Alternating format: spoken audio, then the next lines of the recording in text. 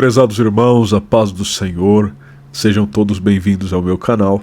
Eu sou o professor Yuri Alves Moreira e você está no programa de formação em teologia. Atualmente estamos estudando a disciplina Daniel e Apocalipse, um panorama dos últimos tempos. Nas lições anteriores estudamos o livro do profeta Daniel. Essa é a lição de número 5, onde iniciaremos os estudos no livro de Apocalipse. A lição de número 5 tem como título Cristo e sua Igreja, uma jornada pela visão mais sublime das Escrituras. Cristo glorificado, a Igreja triunfante e os propósitos eternos de Deus revelados no Apocalipse. Desde já eu peço a você que curta esse vídeo, inscreva-se em nosso canal e acione o sininho para receber as notificações. Algumas informações preliminares sobre Apocalipse. O livro de Apocalipse é a revelação que Jesus Cristo deu ao apóstolo João, enquanto estava preso na ilha de Patmos. Ele revela acontecimentos futuros e também verdades espirituais para a igreja de todos os tempos. Alguém pode perguntar, mas o que significa essa palavra Apocalipse? Apocalipse significa revelação. É a revelação de coisas que antes estavam ocultas e que agora são mostradas por Deus por meio de Jesus Cristo. Essa compreensão é muito importante porque existem pessoas que pensam que o Apocalipse é um livro obscuro, é um livro cheio de enigmas, cheio de dificuldades. E de fato é um livro difícil, mas o propósito não é esconder mistérios. Pelo contrário, o propósito é revelar a pessoa, a obra e a vitória final de Jesus Cristo. Tanto é verdade que a partir do título nós identificamos isso. Revelação, desvendamento ou tirar o véu é o sentido da palavra Apocalipse. Nesse livro percebemos que Jesus Cristo é o centro. Do início ao fim, Apocalipse mostra que Jesus é o Senhor soberano, digno de louvor e adoração. Percebam vocês que aqui nesse livro, Cristo não aparece como o servo sofredor, como aquele que nasceu numa manjedoura.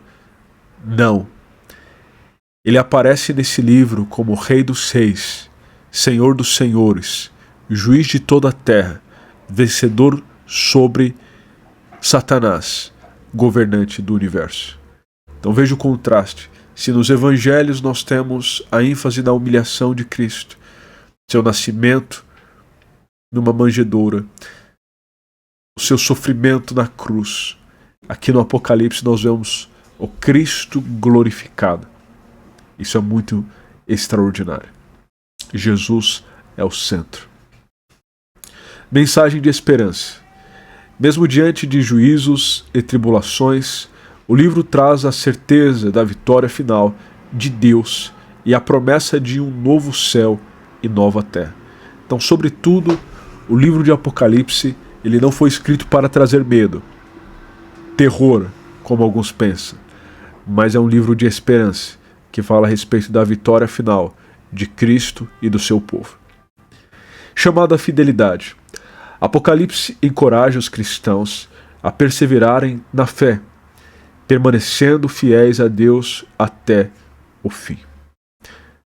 Uma das promessas mais extraordinárias que nós temos nesse livro, é uma das 7 bem-aventuranças, se encontra no início do livro. Apocalipse capítulo 1, versículo 3. Bem-aventurado aquele que lê e os que ouvem as palavras desta profecia e guardam as coisas que nela estão escritas, porque o tempo está próximo. Em síntese, do que trata o livro de Apocalipse? A igreja, as cartas às 7 igrejas da Ásia, os juízos, selos, trombetas e taças revelam o juízo de Deus sobre o mal. a batalha, a luta contra Satanás, a besta e os poderes das trevas, a vitória, o retorno de Cristo e o estabelecimento do seu reino eterno. Apocalipse capítulo 22, versículo 12, traz-nos uma mensagem extraordinária. Eis que venho sem demora. Bem-aventurado aquele que guarda as palavras da profecia deste livro. O Apocalipse é o apogeu da revelação divina, o grande caudal onde desembocam todos os rios da Escritura, tanto do Antigo como do Novo Testamento. Se nos Evangelhos nós somos levados a crer em Cristo e nas Epístolas nós somos chamados ou levados a amá-lo, no Apocalipse nós somos levados a esperá-lo. E é notável, irmãos, como nós lemos em Apocalipse capítulo 22, que a última mensagem de Cristo à igreja é que cedo venho. Certamente cedo venho. E a igreja diz, amém. Ora vem, Senhor Jesus. Pensemos agora com respeito à autoria e às circunstâncias que levaram o autor a escrever esse livro. Primeiramente, o autor é o apóstolo João. Notem vocês que em vários versículos do livro o autor se identifica pelo nome. Como, por exemplo, Apocalipse capítulo 22 e versículo 8. E eu, João, sou aquele que vi e ouvi estas coisas. E havendo-as ouvido e visto, prostrei-me aos pés do anjo que mais mostrava para o adorar. Ainda em Apocalipse capítulo 1 e versículo de número 1, revelação de Jesus Cristo, a qual Deus lhe deu para mostrar aos seus servos as coisas que brevemente devem acontecer. E pelo seu anjo as enviou e as notificou a João, seu servo. Então, nesses versículos e muitos outros, João se identifica pelo nome, mostrando que de fato ele é o autor. Então aqui temos evidências internas da autoria joanina, mas existem evidências externas também de que o autor desse livro é o apóstolo João. Os pais da igreja, os reformadores, todos os teólogos piedosos, ortodoxos, deram testemunho de que João de fato escreveu esse precioso livro. Não somente esse livro, João também escreveu o Evangelho que leva o seu nome e as 3 epístolas universais, conforme elas estão contidas no Novo Testamento. Agora, quem era João? João era filho de Zebedeu, pescador de posses, conforme a descrição de Marcos, capítulo 1, versículo 20. Zebedeu possuía empregados. João era um dos primeiros discípulos de Jesus, conforme Marcos, capítulo 1, versículo 19. É bem provável que aquele discípulo que estava juntamente com André, que era discípulo de João Batista e que passou a seguir Jesus, fosse o apóstolo João. Eles ouviram João Batista dizer que Jesus é o Cordeiro de Deus e a partir daquele momento passaram a seguir Jesus. João também é identificado nas Escrituras como o discípulo amado. Reiteradas vezes nós lemos no Evangelho que leva o seu nome, João referindo-se a si mesmo como o discípulo amado, o discípulo a quem Jesus amava. Isso é muito interessante. Na sua humildade ele se oculta dessa forma. João, juntamente com Pedro e Tiago, formava o círculo mais íntimo de Jesus. Veja que eles estavam com o mestre quando Jesus se transfigurou em Mateus capítulo 17, na transfiguração. Somente João, Pedro e Tiago estavam nessa ocasião. Também podemos ver que no Getsemane somente esses 3 discípulos estavam, e também na ressurreição da filha de Jairo. Jesus só permitiu que Pedro, Tiago e João, juntamente com os pais da criança, entrassem naquele quarto, quando Jesus ressuscitou aquela criança. Além disso, podemos ver que João era aquele discípulo que reclinava sua cabeça nos peitos de Jesus. Então João era de fato um discípulo íntimo de Jesus. Esse João, segundo a história, ele foi perseguido pelo imperador Domiciano. Conta-se até mesmo que ele foi lançado em um tacho de óleo fervente, mas ele sobreviveu milagrosamente. Ele saiu sem nenhuma sequela, sem nenhum arranhão, sem nenhuma lesão desta situação. Foi um milagre extraordinário. Em 95 depois de Cristo, esse imperador Domiciano, que é chamado Segundo Nero, exilou João na árida ilha de Patmos. A ilha de Patmos era uma ilha utilizada para exilar os criminosos. E João revela que realmente estava nessa ilha. Apocalipse capítulo 1, versículo 9.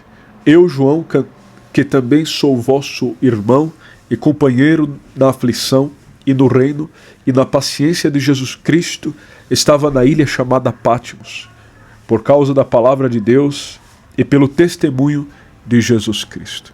Então João estava exilado nessa ilha, quando pelo Espírito ele recebeu a revelação. O Senhor Jesus lhe entregou o Apocalipse. O livro foi escrito por volta de 96 depois de Cristo. Após seu retorno, João pastoreou a igreja em Éfeso até sua morte, no reinado de Trajano, conforme testemunho de Irineu. Irineu foi um dos pais da igreja. Isso é muito interessante. Então veja que João foi o único apóstolo que não morreu pelo viés do martírio. Ele morreu de velhice. Isso é muito significativo. Agora, pensemos geograficamente aonde ficava a ilha de Patmos. Aqui eu utilizo o recurso do mapa para demonstrar a vocês que ela ficava aqui no mar Egeu, mais ou menos nessa região que eu estou apontando pelo laser. Então aqui é o mapa da extensão do Império Romano no primeiro século. É importante então nós nos familiarizarmos geograficamente com essa região. Outro mapa que vai nos ajudar a visualizar melhor é esse aqui. Então Patmos ficava aqui nessa região. Aqui estava a ilha de Patmos. Percebam vocês que as igrejas que João vai mencionar no livro de Apocalipse eram igrejas reais, igrejas históricas, igrejas que existiam naquela época. E elas estão no sentido horário, a partir de Éfeso. Então nós vemos Éfeso, Esmirna, Pérgamo, Tiatira, Sardes, Filadélfia e Laodiceia. Bom, interessante que havia outras igrejas nessa região, como Colossos e Hierápolis, ou em outras regiões do mundo, como Jerusalém, Antioquia da Síria, na região da Galácia havia outras igrejas, Roma, Corinto, Tessalônica, Filipos, enfim, havia inúmeras outras igrejas locais.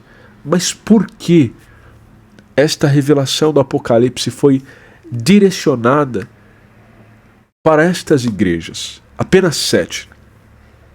A partir daqui nós vemos que o número 7 é um número chave no livro do Apocalipse. Nós vemos 7 estrelas, 7 castiçais, 7 igrejas, 7 taças, 7 trombetas, 7 selos, 7 espíritos de Deus. O número 7 aparece cerca de 54 vezes no livro de Apocalipse e significa perfeição. Então o Senhor Jesus poderia ter escolhido muitas outras igrejas para direcionar sua mensagem, mas ele escolheu 7 com precisão, para que, através destas igrejas, todas as demais fossem representadas, de modo que a mensagem do livro de Apocalipse não é somente para estas 7 igrejas históricas, mas é para todas as igrejas, em todos os lugares, e em todos os tempos, porque é a palavra de Deus. Guardemos, portanto, isso em nosso coração. Isso significa que essa mensagem do Apocalipse é para mim e é para você também. Agora, com respeito à divisão do livro, podemos ver que há uma divisão tríplice, com base em Apocalipse capítulo 1 e versículo 19. São as palavras do próprio Senhor Jesus Cristo. Escreve as coisas que tens visto, e as que são, e as que depois destas hão de acontecer. Então percebam vocês, as coisas que tens visto é uma referência ao capítulo 1 de Apocalipse. Cristo glorificado. Eventos passados em relação a João. As que são é uma referência aos capítulos 2 e 3 de Apocalipse. A igreja no presente. As 7 cartas às 7 igrejas da Ásia. E as que depois destas hão de acontecer é uma referência aos capítulos 4 a 22 de Apocalipse. Ou seja, é uma mensagem futura.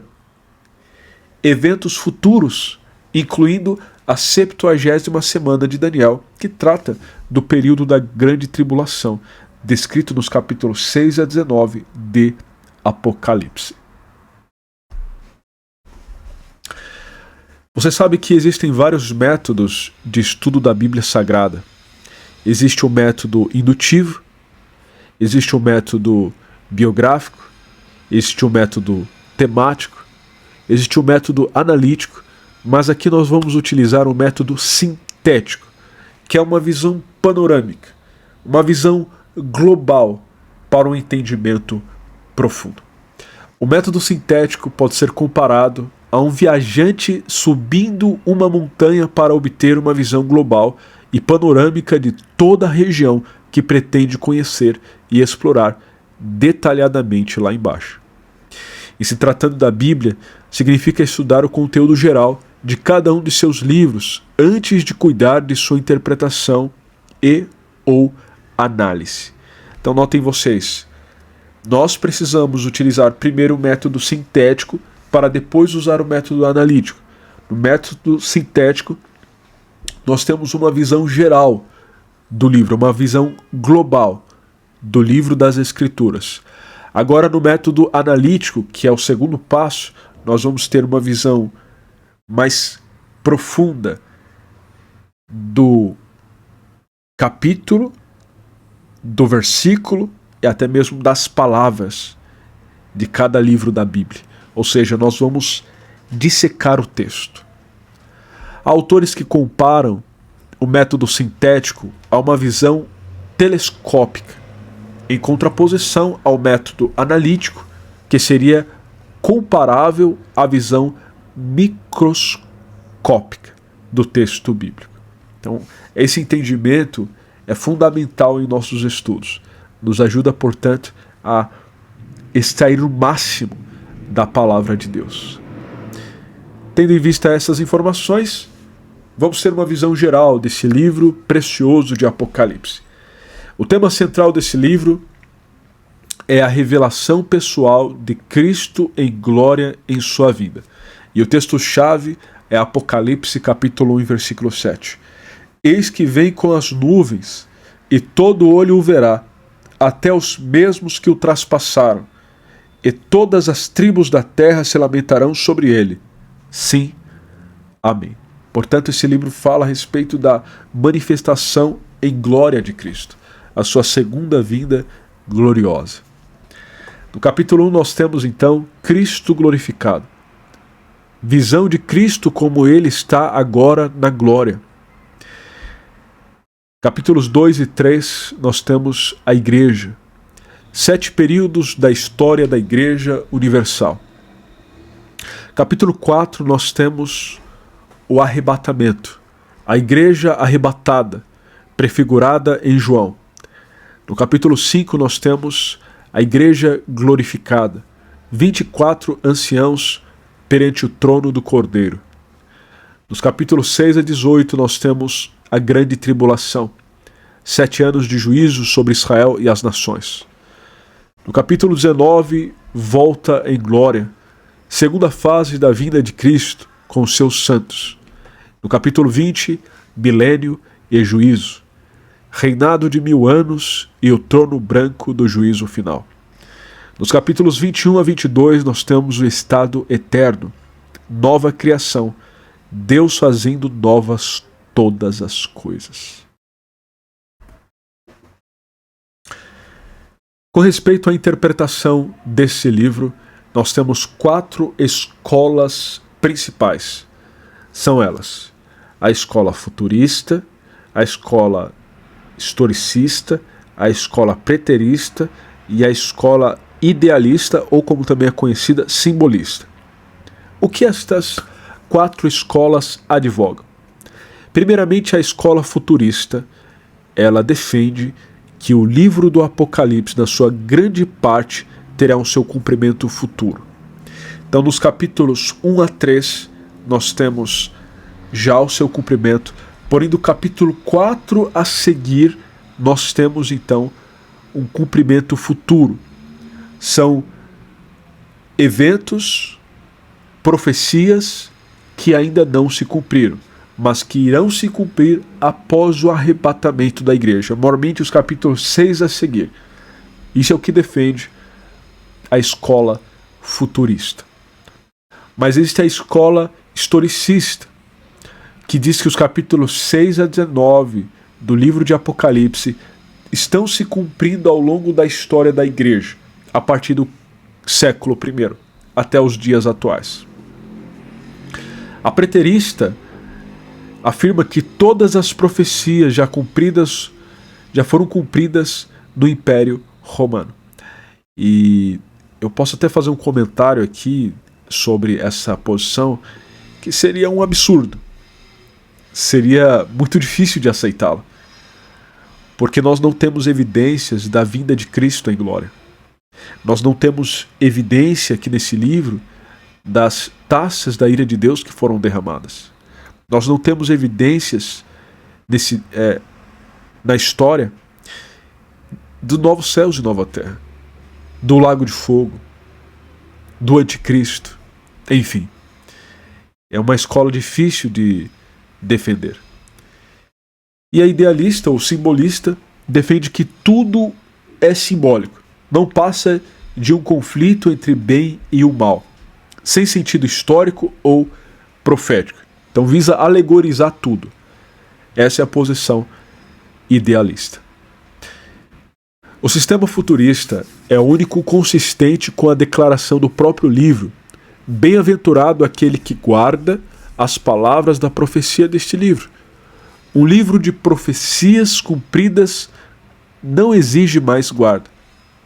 Portanto, nós defendemos aqui então que a escola futurista é a escola que mais honra as Escrituras como palavra de Deus. Aliás, nós podemos dizer que nós somos futuristas, pré-tribulacionistas, pré-milenistas e dispensacionalistas.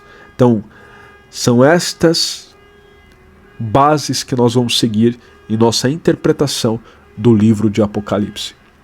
Os sistemas histórico, preterista e simbolista tendem a substituir a inspiração divina pelo raciocínio humano, divinizando a razão e desprezando a operação do Espírito Santo.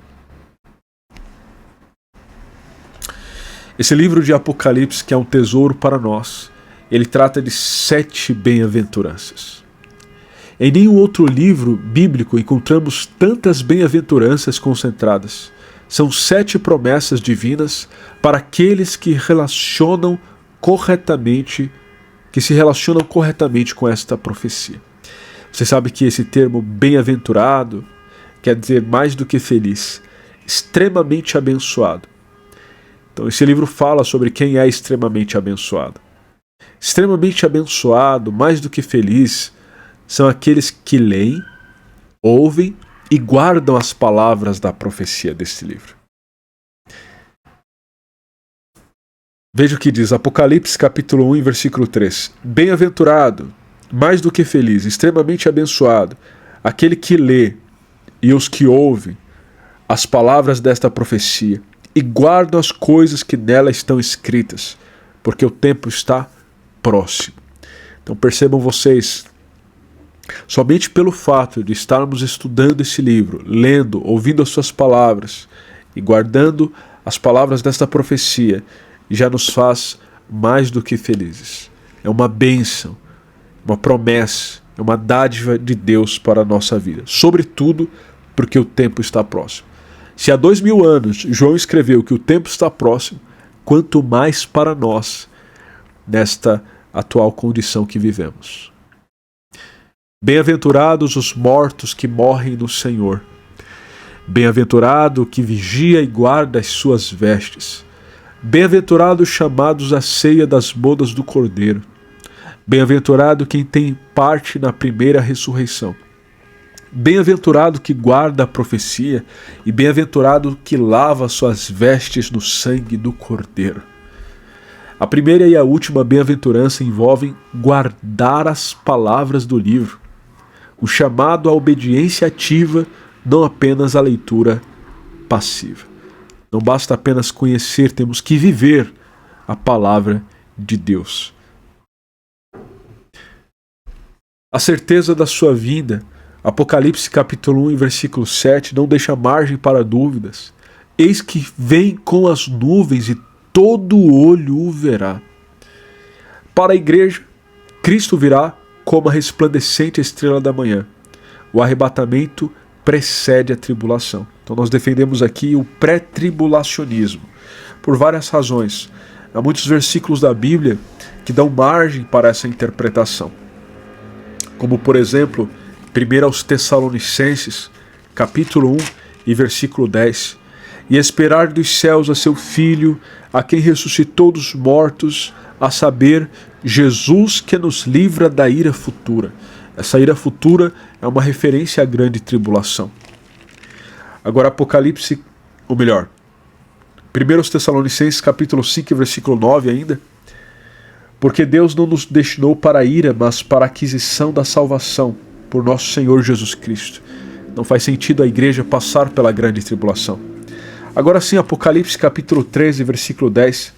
Como guardaste a palavra da minha paciência, também eu te guardarei da hora da tentação que há de vir sobre todo o mundo, para tentar os que habitam na terra. Então há uma promessa do Senhor de guardar o seu povo. Então notem vocês, a igreja não passa pela grande tribulação. Nos capítulos 6 a 19 de Apocalipse, nós não temos uma referência à igreja. Isso é muito significativo. A igreja está arrebatada e glorificada no céu. Cristo virá para Israel e as nações. Ele virá com os seus santos, visível a todo olho, com poder e grande glória. Isso diz respeito à segunda fase da sua vinda, com poder e glória.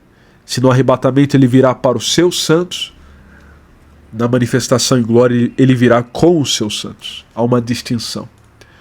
Nossa resposta: sermos servos filhos, que o servem por amor, guardam sua palavra e aguardam sua gloriosa vida. Nesse livro maravilhoso de Apocalipse, João tem uma visão do Cristo glorificado.